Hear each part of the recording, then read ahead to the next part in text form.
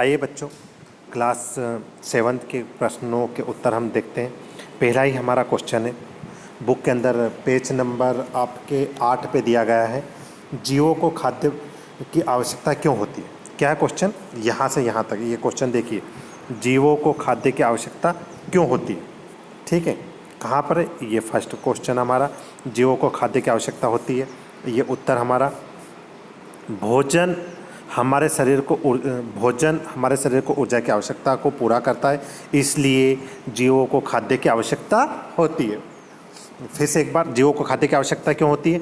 तो उत्तर में हम क्या लिखेंगे? भोजन हमारे शरीर को ऊर्जा देता है, आवश्यकता को पूरा करता है या ऊर्जा की आवश्यकता को पूरा करता है, इसलिए जीवों को भोजन की आवश्यकता होती है। आइए इसी का क्वेश्चन नंबर 2 देखते हैं। परजीवी और मृतजीवी में अंतर स्पष्ट कीजिए। क्या है हमारा सेकंड क्वेश्चन?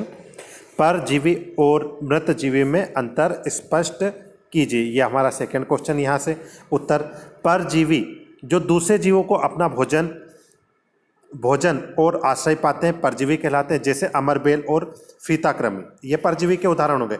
मृतजीवी जो जीव अपने भोजन मृत व सड़े गले कार्बनिक पदार्थों को ग्रहण करते हैं मृतजीवी कहलाते हैं, जैसे मशरूम और कुकुरमुत्ता। ये परीक्षा की दृष्टि से हमारा ये क्वेश्चन मोस्ट इम्पोर्टेंट है, थर्ड नंबर वाला, कि आप पत्ती में मंड या स्टार्च की उपस्थिति का परीक्षण कैसे करोगे। पत्ती में मंड या स्टार्च की उपस्थिति का परीक्षण, गमले में लगे पौधे की एक चौड़ी पत्ती कागज से इस प्रकार ढको कि पत्ती का आधा भाग काले से ढक जाए और आधा भाग बिना ढके रह जाए। 3-4 दिन बाद आप उसे धूप में रखने दें। अब काले कागज को हटाकर पत्ते के उस भाग पर भी आयोडीन की घोल की बूंदें डालें जिस पर काला कागज लिपटा था। दूसरे भाग पर हम देखते हैं कि जिस भाग पर काला कागज लिपटा था उस भाग पर पत्ते का रंग नीला नहीं होता, जबकि दूसरे भाग पर जिस पर आयोडीन घोल से पत्ते का रंग नीला हो जाता है। इस प्रयोग से सिद्ध होता है कि काला कागज लिपटे पत्ती के भाग में प्रकाश संश्लेषण न होने से मंड नहीं हुआ, जबकि शेष भाग पर मंड बना है। आयोडीन के घोल से मंड का रंग नीला या काला हो।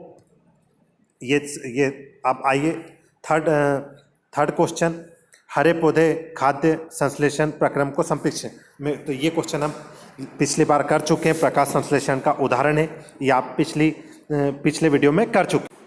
यहाँ पर एक चित्र दे रखा है, किसी प्रवाह चित्र की सहायता से दर्शाए कि पादप भोजन मूलभूत स्रोत है।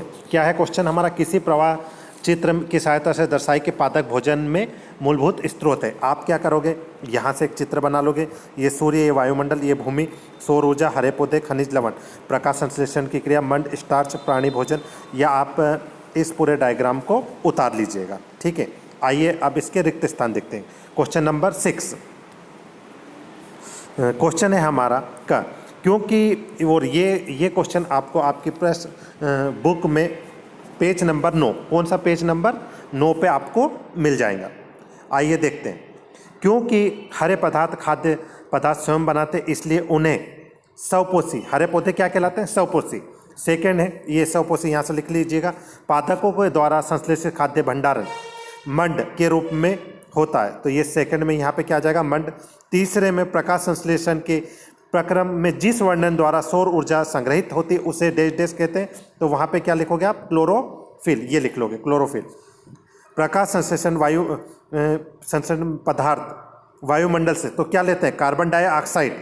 क्या लेते हैं? कार्बन डाइऑक्साइड, व मंड का उत्पाद, स्टार्च का उत्पाद करते हैं। आइए इसी को, ये आपका गलती से प्रश्न नंबर 1 छप गया, यहाँ पे क्वेश्चन नंबर 7 आएगा। कितना आएगा? Question number 7। निम्नलिखित कथनों में समृद्ध परिभाषित शब्द, पीत दुर्बल तने वाला परजीवी पादप है, तो आप उसमें क्या लिख लोगे? अमरबेल। एक पादप जिसमें स्वपोषी और विषम पोषण दोनों ही प्रणाली पाई गई है, तो ये इसका आ जाएगा सहजीवी। वे रंध्र जिसके द्वारा पत्तियों में गैसों का आदान प्रदान विनिमय होता है, इसे क्या कहते हैं अपन? स्टोमेटा। क्या कहते हैं? स्टोमेटा।